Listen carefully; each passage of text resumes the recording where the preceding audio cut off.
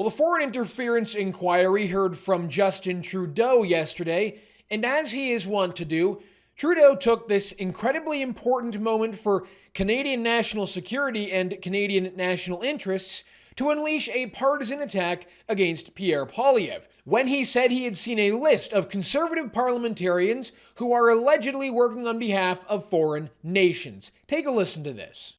I have the names of a number of parliamentarians, former parliamentarians and/or candidates in the Conservative Party of Canada who are engaged or at high risk of, or for whom there is clear intelligence around foreign interference. And I have directed CSIS and others to try and inform the Conservative Party leader to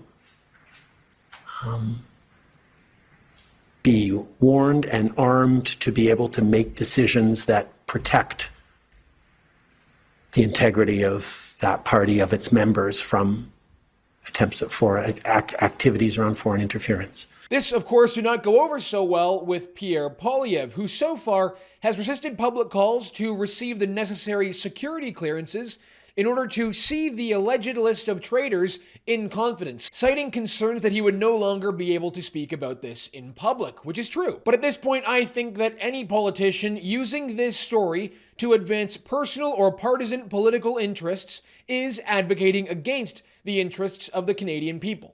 We have the Prime Minister on one side and the opposition leader on the other trading political attacks at each other over who is sheltering more traitors to the country without telling the Canadian people who they are. This has all gone way too far. It's time to name these traitors and let the public see the evidence. Now, before we get into the show, be sure to drop a like on this video, help us out by subscribing to the True North YouTube channel, and the comment question for the episode is this: will we ever see the list of alleged traitors in our parliament? Let me know your answer in the comments below, and let's get into it.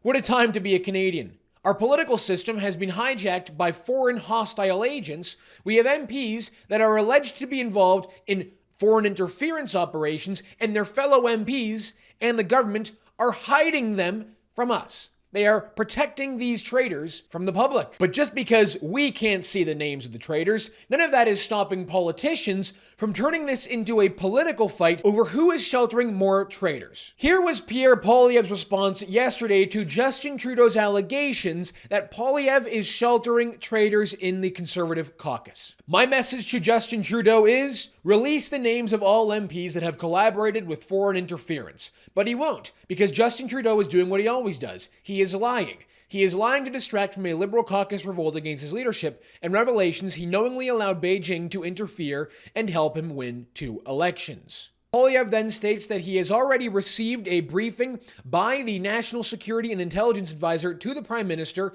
as well as the Deputy Minister of Foreign Affairs and the Director of CSIS about matters of foreign interference from India. He then, however, goes on to say that receiving a secret briefing would, according to Justin Trudeau's Chief of Staff, prevent that recipient from using the information in any manner. Poilievre states that his Chief of Staff has received the necessary security clearance and has received a secret briefing. And at no point has the government told him or his Chief of Staff of any current or former Conservative parliamentarian or candidate knowingly participating in foreign interference. And he reiterates that Trudeau has made it all up. But what's weird about this story is that there are now Liberal MPs, like Justin Trudeau's Diversity Minister, Kamal Khera, who are saying that Pierre Poilievre is hiding Conservative MPs, hiding traitors who are Conservatives inside of his caucus. Which is strange, because I'm pretty sure that's exactly what Justin Trudeau is doing, and it's exactly what he has been doing for the past few months. Trudeau's DEI minister, Kamal Khera, says Poilievre refuses to get his security clearance. Why? Because he puts his own political interest over national security. This should not be a partisan issue. For once, put Canadians first. Get cleared and stop hiding Conservatives involved in foreign interference in your caucus. Now, interestingly, you had one Brampton City Councillor Gurpartap Singh Toor, who immigrated to Canada from India in 2011 as a migrant, who accused Pierre Poilievre himself of being a foreign agent, of being a traitor to Canada. He wrote on Twitter, "I'll start. Number 1, Pierre Poilievre." Wow, imagine being an immigrant to this country, holding public office, and accusing the leader of the opposition of being a traitor to Canada.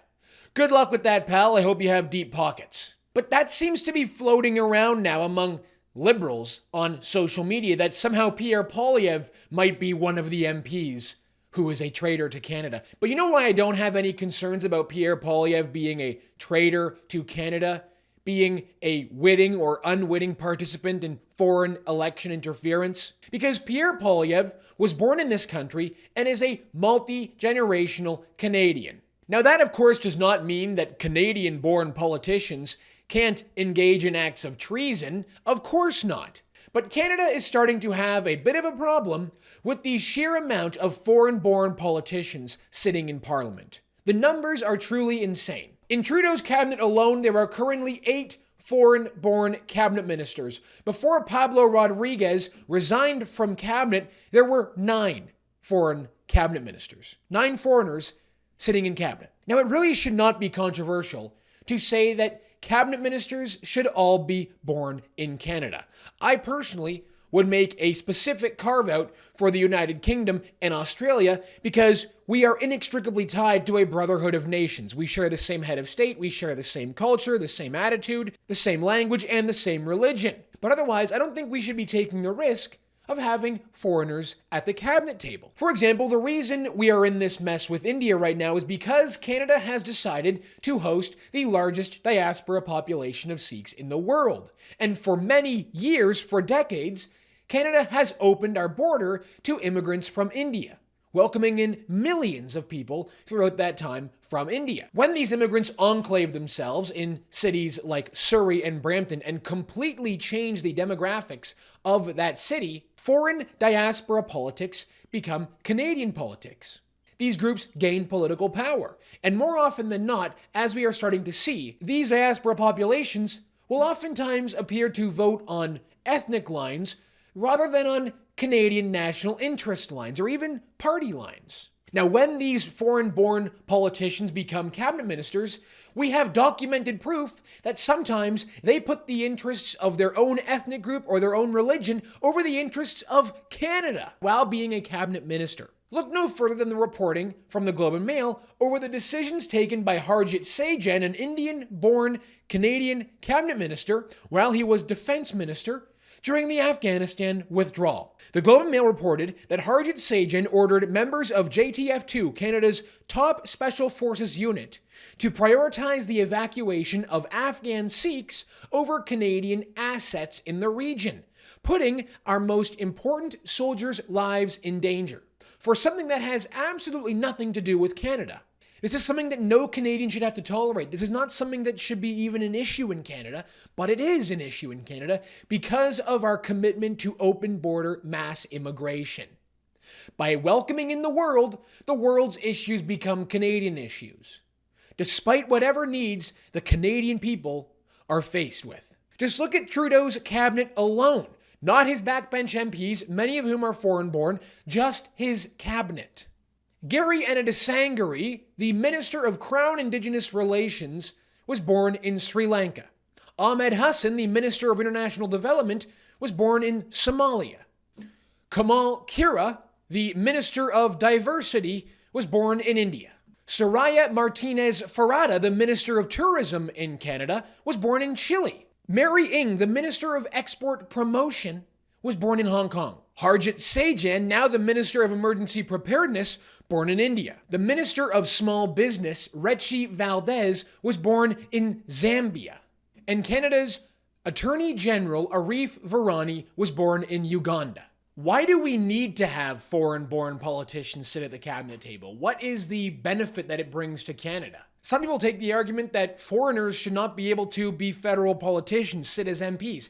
I disagree with that. I really do. I believe that's fine, but when you're talking about the cabinet, when you're talking about major ministerial positions, That's where I think the line should be drawn. Now, regardless of any of that, over the next few weeks, just watch closely in Canadian politics over how many politicians accuse the other side of harboring traitors to our country, while not actually telling the Canadian people who they are. Back in the day, we used to have a pretty quick and painless way of dealing with traitors to our country. But today, under Justin Trudeau, our traitors get to sit as members of parliament, get to take in a member of parliament's salary, and get to qualify for a pension. Because back in the day, we used to be a serious country. Those days are now long gone. All right, everyone, that's going to do it for us today on the show. Thank you so much for tuning in. My name is Harrison Faulkner, and this is Ratio.